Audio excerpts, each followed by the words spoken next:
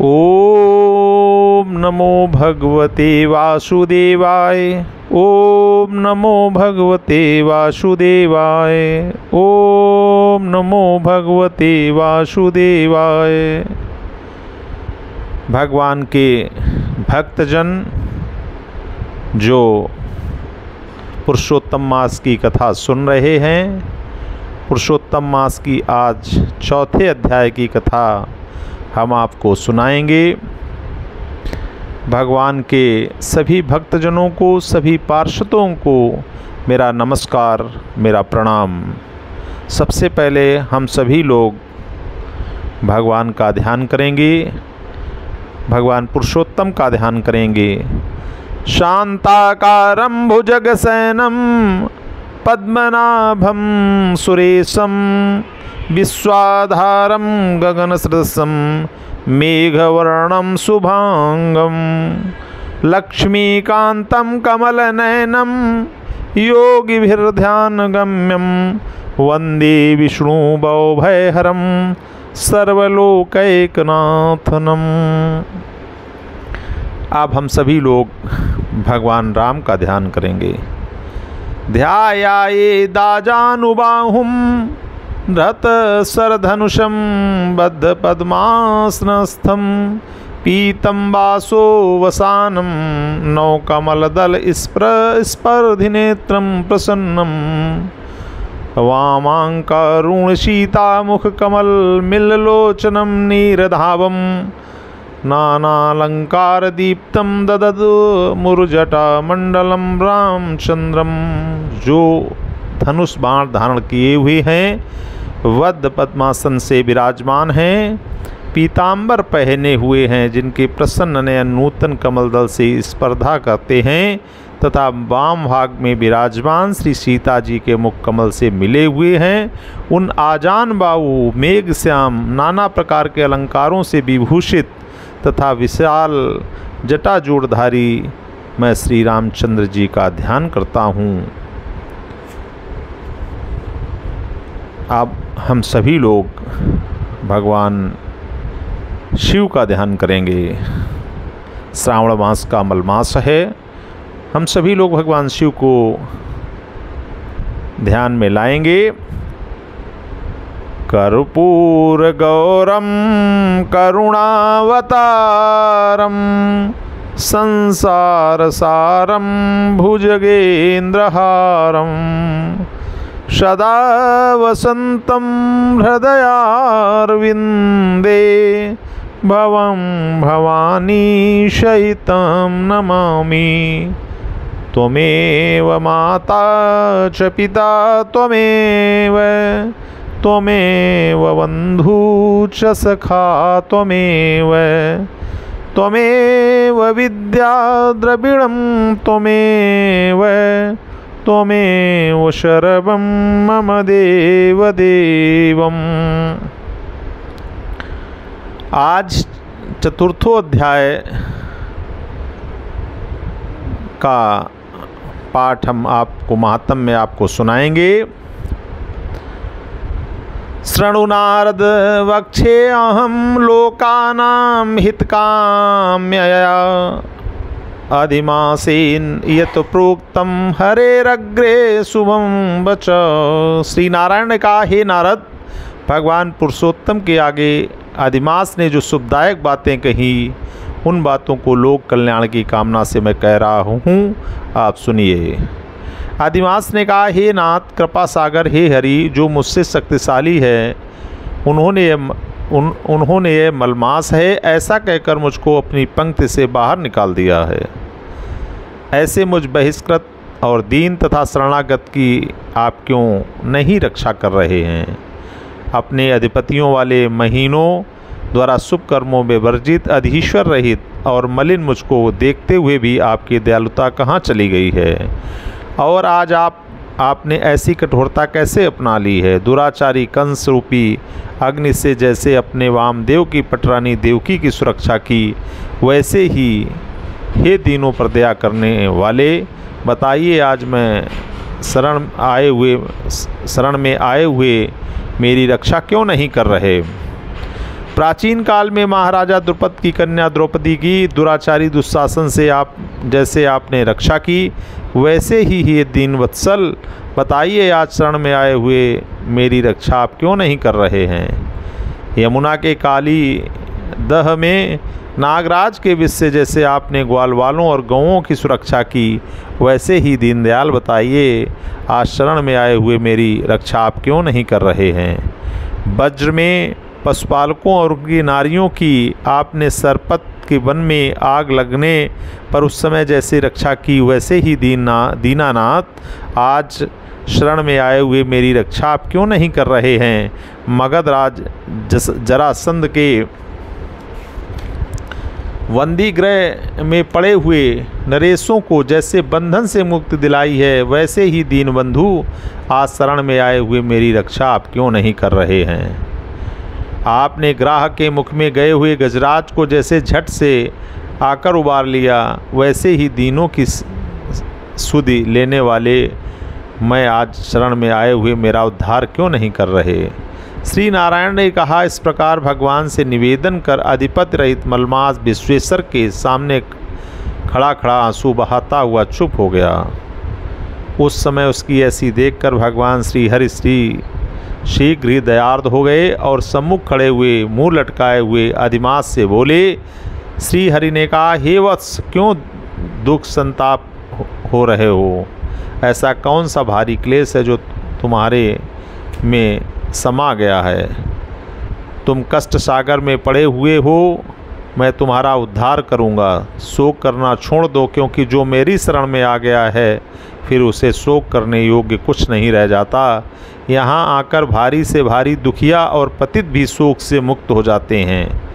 फिर किस लिए यहाँ आकर भी तुम अपने मन में शोक को स्थान दिए हो। ये तो शोक रहित स्थल है, यहाँ किसी को वृद्धावस्था नहीं होती। यहाँ तो नित्य आनंद युक्त और मृत्यु वर्जित धाम है। ऐसे वैकुंठ लोक में आकर भी तुम्हें इतना कष्ट सता रहा है। तुम्हें यहाँ क्लेश पीड़ित देखकर वैकुंठ में रहने वाले गरुड़, काक, भुसुंडी आदि पार्षद बड़े आश्चर्य में पड़ गए हैं। हे वत्स, तुम क्यों आत्महत्या करना चाहते हो, इसका कारण तो मुझे बताओ। श्री नारायण ने कहा कि भगवान के आश्वासन युक्त वचन को सुनकर जैसे बोझा लिया हुआ व्यक्ति अपने सिर से बोझ उतारकर सांस लेता है, उसी प्रकार दीर्घ श्वास लेता हुआ वह भगवान मधुसूदन से बोला। अधिमास ने कहा, हे भगवान, आपसे अज्ञात कुछ नहीं है, क्योंकि आप सर्वव्यापी हैं और आकाश की भांति विश्व में सर्वत्र व्याप्त होकर स्थित हैं। आप चर और अचर में विष्णु हैं, सबके साक्षी स्वरूप हैं, संपूर्ण विश्व के दृष्टा हैं। आप कूटस्थ में व्यवस्था तथा समस्त भूत स्थित हैं। हे जगन्नाथ, आपके बिना कुछ भी नहीं है। फिर हे भगवान, क्या आप मुझ अभागे की मानसिक पीड़ा से अपरिचित हैं। तथापि हे नाथ, मैं अपने संताप को कह रहा हूँ। मैं जिस प्रकार के दुख के जाल में फंसा हूँ, ऐसे कष्ट पीड़ित व्यक्ति को मैंने आज तक कहीं नहीं देखा है और न सुना है। क्षण, लव, मुहूर्त, पक्ष, मास, अहोरात्र आदि अपने अपने अधिपतियों के अधिकारों से सदा निर्भय रहकर आनंद मनाया करते हैं, परंतु एक मैं ही ऐसा भागा हूँ जिसका न कोई नाम है, न कोई स्वामी है और न कोई उसका आश्रय स्थल है। ऐसा करुण कंदन भगवान के सामने अधिमास कर रहा है, या अधिक मास कर रहा है, या मलमास कर रहा है। इसी से उन सब क्षण, लग्न, मुहूर्त, पक्ष, मास, अहोरात्र अधिपतियों ने समस्त शुभ कर्मों से मुझे बहिष्कृत कर दिया है कि यह मलमास सदा निषिद्ध है, अंधा है, पतन के गर्त में गिराने वाला है। इसी कारण से मैं विनष्ट हो जाना चाहता हूँ।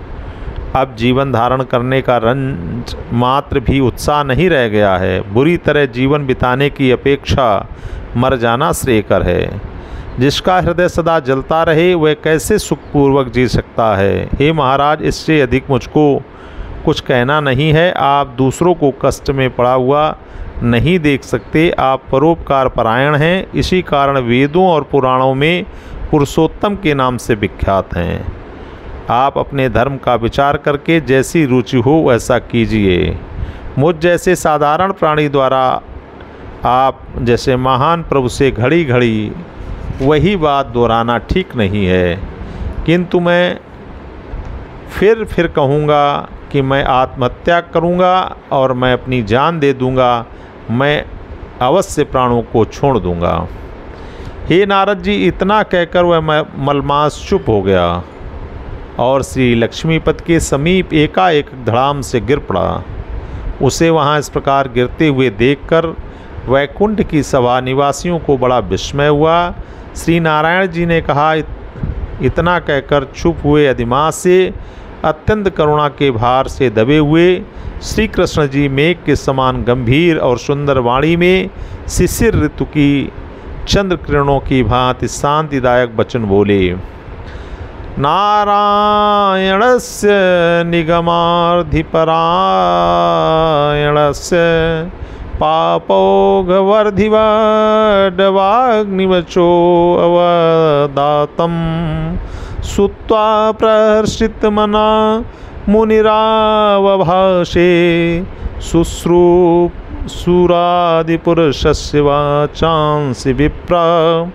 सूत जी ने कहा, हे ब्रह्म ऋषियों, वेद रूपी सिद्ध के आश्रित भगवान नारायण के पास समूह रूप बढ़ते हुए वारिधि, सागर के ज्वार की लहरों को कहते हैं वारिधि, को सोखने के लिए प्रचंड वड़वानल के समान निर्मल वचनों को सुनकर अंतःकरण में हर्षित हुए मुनिवर नारद जी फिर आदि पुरुष भगवान के प्रवचनों की सुनने की अभिलाषा से बोले। इस प्रकार नारदी पुराण में वर्णित पुरुषोत्तम मास मातम्य के अधिमास का मलमास विज्ञप्ति नामक चतुर्थ अध्याय समाप्त हुआ। अब हम सभी लोग भगवान की स्तुति करेंगे।